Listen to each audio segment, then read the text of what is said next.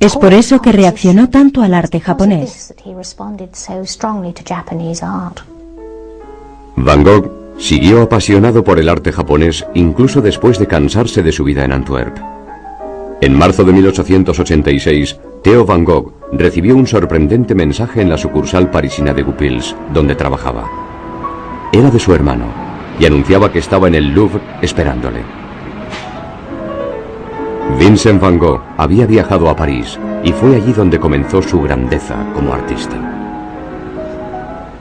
A pesar de lo inesperado de su llegada, Vincent le había escrito a su hermano explicándole su deseo de ir al centro de la vida artística europea. Su plan era estudiar en el económico estudio al aire libre del pintor Fernand Cormon. Tras mudarse con Theo, comenzó a perseguir su propósito. Pero al igual que en Antwerp, el estudio formal no le inspiraba. Fue una época memorable para el arte visual parisino. Entre otros eventos, 1886 fue el año de la 8ª exposición de impresionistas. El enfoque revolucionario del color, la luz y la técnica, cuyos pioneros eran Monet y Renoir, entre otros, estaba comenzando a apreciarse. A Van Gogh le gustaba la práctica impresionista de la pintura rápida al aire libre, y al poco tiempo se le vio trabajando en la zona de Montmartre, donde vivía con Theo. Cuando Van Gogh llegó a París en 1886, pintaba a la manera holandesa, tradicional, con colores oscuros y temáticas típicas, bodegones y demás. Durante sus 2 años en París, conoció a los impresionistas, a Seurat y a los divisionistas. Su pincelada se liberó, sus colores se aclararon e iluminaron, y comenzó a pintar paisajes más o menos impresionistas. Fue una revelación total para él estar entre los impresionistas y absorbió mucho de lo que ellos hacían.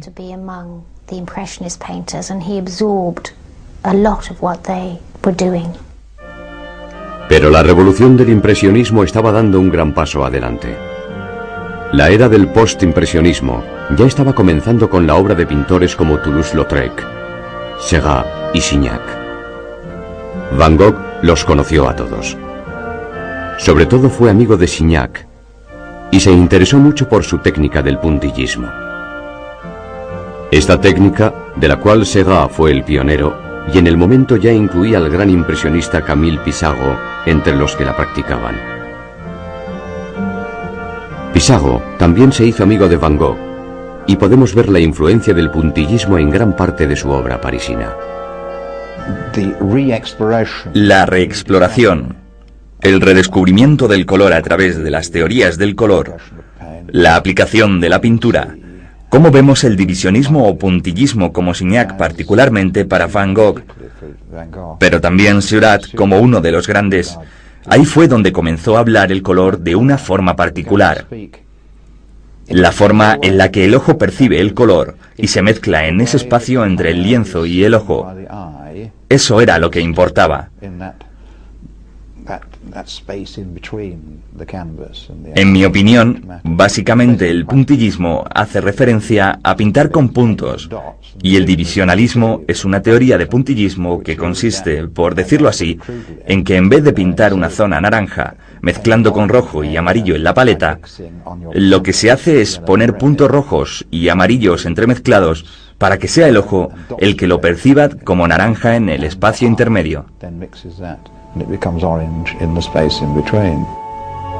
Lienzos como este bodegón de 1887 revelan el entusiasmo de Van Gogh por el puntillismo. Pero al contrario que su amigo Pissarro, Vincent nunca dejó que esta técnica dominara toda su obra.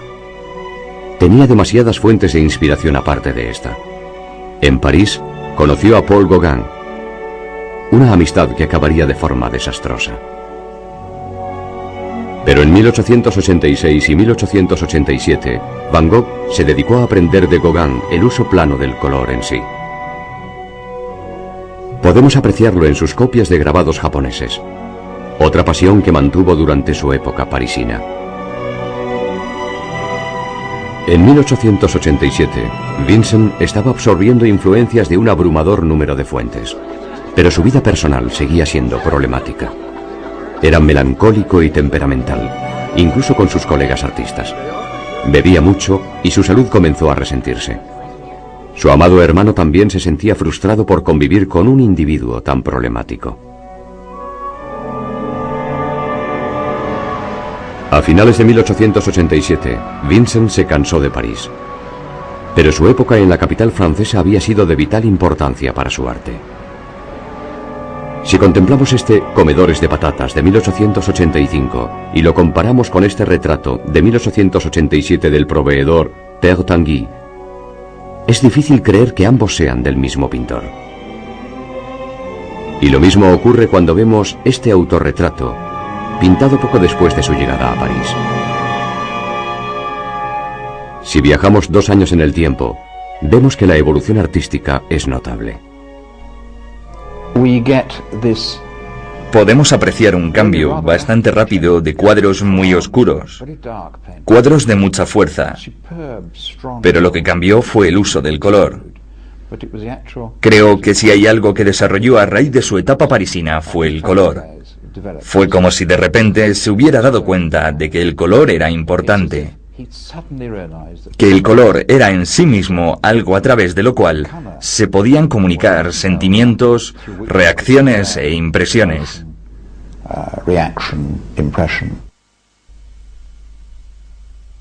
En la época en la que Van Gogh se pintó a sí mismo a principios de 1888, sus 2 años en París habían revolucionado su arte, pero seguía sin sentirse satisfecho. Estaba harto de vivir en la ciudad y quería trabajar en algún sitio más cálido y luminoso donde pudiera pintar todo el día. Su elección fue la soleada región de Provenza.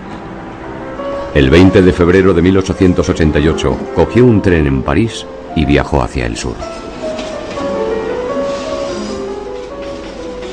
Su destino era la ciudad de Arles, y fue en esta comunidad provenzal donde la genialidad de Vincent Van Gogh comenzó por fin a revelarse. Con el constante apoyo de Theo consiguió trabajar sin distracciones. En cuanto llegó a Arles, se lanzó a una frenética agenda de trabajo.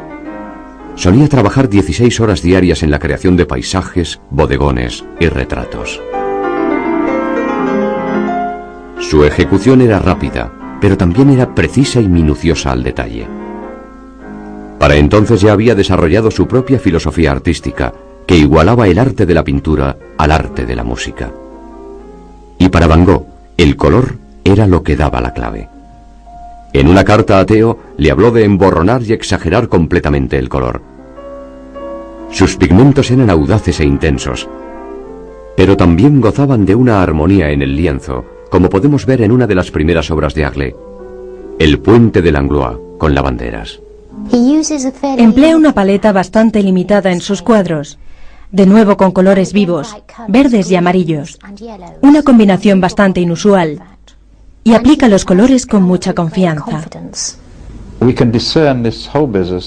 Podemos darnos cuenta de todo el tema del color apreciando la fuerza de estas obras. Nadie que vaya a sentarse junto a esos ríos y contemple el puente sería capaz de adivinar que fue ahí donde Van Gogh se sentó a pintar esta vegetación. La forma en la que pintó este puente, así es como era el cielo en aquel momento, porque el color ya se ha deteriorado y la fuerza del puente es increíble, y es en parte por el dibujo que hay debajo que tiene mucha fuerza. Y esa es la reacción de Vincent al simbolismo. Además de ser una reacción personal, y eso es importante, está relacionado con los grabados japoneses por su simplicidad, lo que las convierte en obras de mucha fuerza.